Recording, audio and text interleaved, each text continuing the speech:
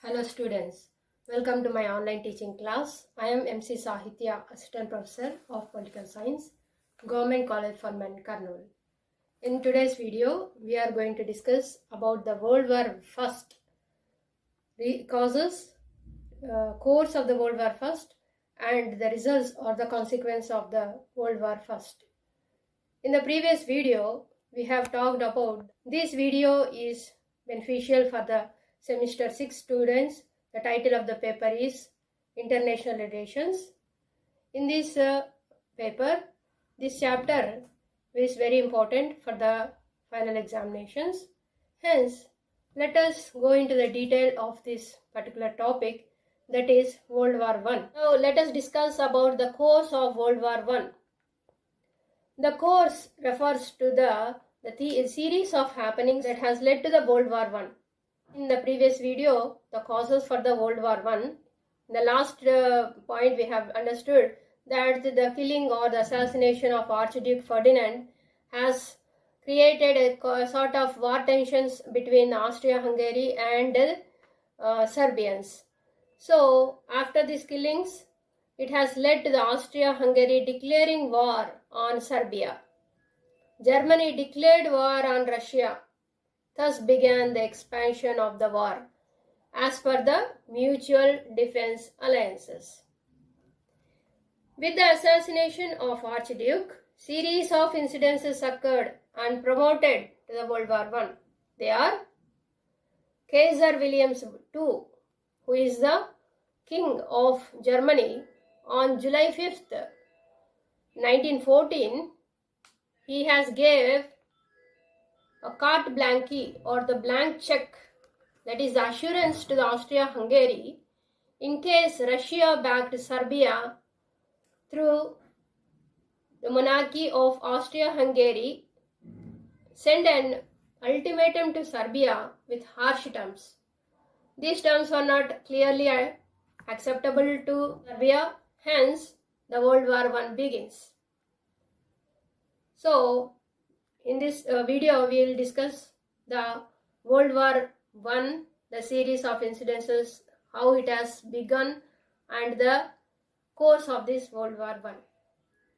So, seeing war imminent, Serbia moved its troops and appealed to Russia for help. On July 28, 1914, Austria-Hungary declared war on Serbia. Within a week, Russia, Belgium, France, Great Britain, Serbia lined up against Austria-Hungary and Germany, and the World War I has begun. So, in the Western Front, what are the things that has happened in the Western Front? With an aggressive military strategy known as the Schlieffen Plan of German Field Marshal Alfred von Schlieffen. He has given this plan. So through this plan, Germany began fighting World War I on two fronts, invading France through neutral Belgium in the west and confronting Russia in the east. On August 4th, 1914, the German troops crossed the border into Belgium and advanced towards France.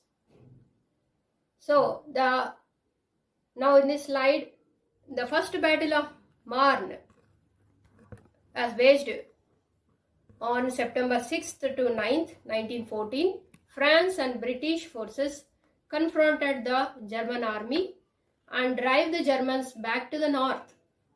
You can see the beautiful image of Marne in this particular slide. Next, the long battles between February and December 1916. It fought at Verdun. And the Battle of Somme between July and November 1916 was fought between German and French troops. They have suffered a major million casualties in this particular battle. You can see the picture of Somme, Battle of Somme, where the invading forces can be visible. Next, in the Eastern Front, the World War I was waged between Russian forces and the German forces. The Germany held the regions of East Prussia and Poland in the Battle of Tannenberg in August 1940. Fearing Russian forces, German forces moved to Eastern Front, contributed to German loss in the Battle of Marne. But an incident happened in Russia which has led to the backing up of Russian forces from the World War I. That incident is Russian Revolution. It happened between 1914 and 1916. Russian army faced a wrath of its people on Tsar Nicholas II. It led to the Russian Revolution in 1917, led by Vladimir Lenin and the Bolsheviks. It is famously called Bolsheviks Revolution or October Revolution, and it has led to the ending of monarchy, Tsarist rule, and the evolving of communist Russia headed by Vladimir Lenin. So this incident also brought halt to the German participation in the World War I. Next, how the America has entered into the World War I. Woodrow Wilson was the then American president. He has adopted a policy of neutrality in World War I. But due to the fear Germany submarine aggression against neutral ships in 1915, German U-boats sunk some of the passenger vessels around the British Islands. It ignited America into the World War I. On April 2nd, 1917, you can see the image of German U-boats which are very famous and which has contributed a lot to, for the German aggressive invasion in the first phase of the World War I. Next, Gallipoli campaign. The Allied forces held a portion of Britain attack on Dardanelles.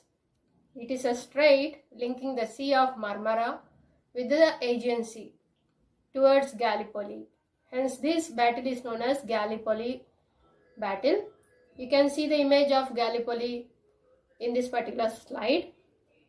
It is a peninsula in April 1915, but it has failed and the British forces have retreated.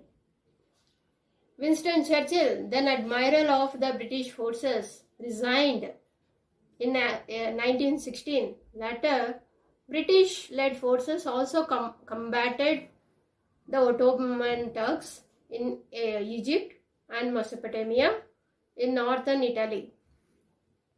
First Battle of the Isonzo in 1915, after Italy's entrance into the war on the Allied side. In the 12th Battle of Isonzo, also called the Battle of Caporito, it was waged in October 1917. The Germans helped Austria-Hungary to win a decisive war. Now, the World War I at the sea. In the Battle of Dogger Bank in January 1915, British Royal Navy mounted a surprising attack on the German ships in the Northern Sea, to which German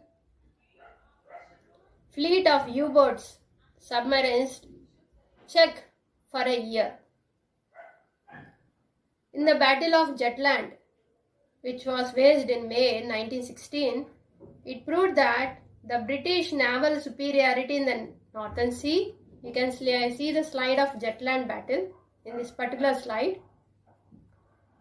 Now, coming to the second Battle of the Marne. On July 15, 1918, the German troops launched an attack on France forces in Second Battle of Marne. Allies pushed back the German offensive and proved decisively towards the Allies. Towards the Armistice 1918, the Central Powers were unraveling on all four fronts. Despite the Turkish victory at Gallipoli, later Arabs revolted, destroyed the Ottoman Empire economy. Turks signed a treaty with the Allies in October 1918. Austria-Hungary reached an armistice or the peace treaty on the November 4, 1918, and the Germans also forced to seek an armistice on November 11th, 1918. It has come to the halt of the World War I.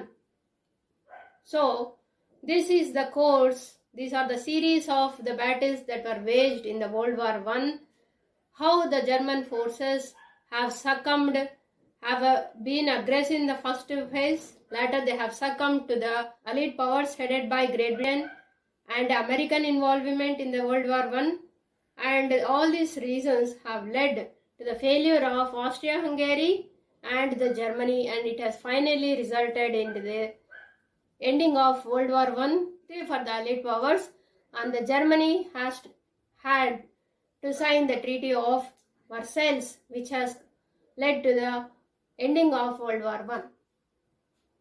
All this data was given to you with lot of research, hence I request you to go through all this data and prepare well for the examination.